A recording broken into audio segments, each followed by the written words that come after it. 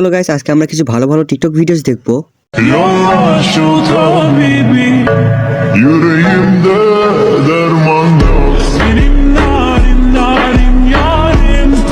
ভাই আমি তো ভালো ভালো টিকটক ভিডিও দেখতে চাইছিলাম, মিল্ক চকলেট কইতে চলে আইলো। সবাই বলে না যে সব সুন্দরী মেয়েরা চরিত্রহীন হয়, তো মিল্ক চকলেটকে দেখার পর কিন্তু এই ধারণাটা আমার ভেঙে যায়। মানে চরিত্রহীন হওয়ার জন্য কিন্তু তোমাকে মোটেও সুন্দরী হওয়ার প্রয়োজন নেই, তুমি মিল্ক চকলেটের মতন চেহারা না চরিত্রহীন হতেই পারো। যারা বলে এই বছরই শেষ, সামনের বছর থেকে এক নতুন আমাকে দেখবেন, বিশ্বাস করেন ভাই, আমি কখনোই তাদের কোনো পরিবর্তন দেখি নাই।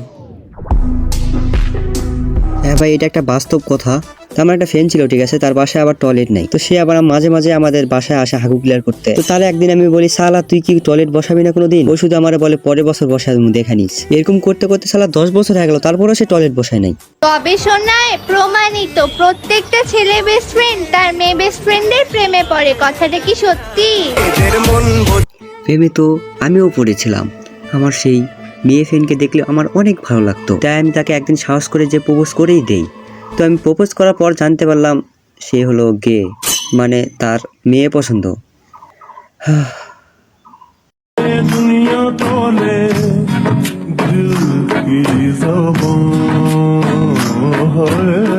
এগুলা মেয়েরা ভাই সিঙ্গেল ছেলেদের কষ্ট বুঝে না ভাই, মানে এরা যে ভিডিও আপলোড দিলে সিঙ্গেল ছেলেদের ধনে মনে ব্যথা লাগে, সেগুলো এলো বুঝে না।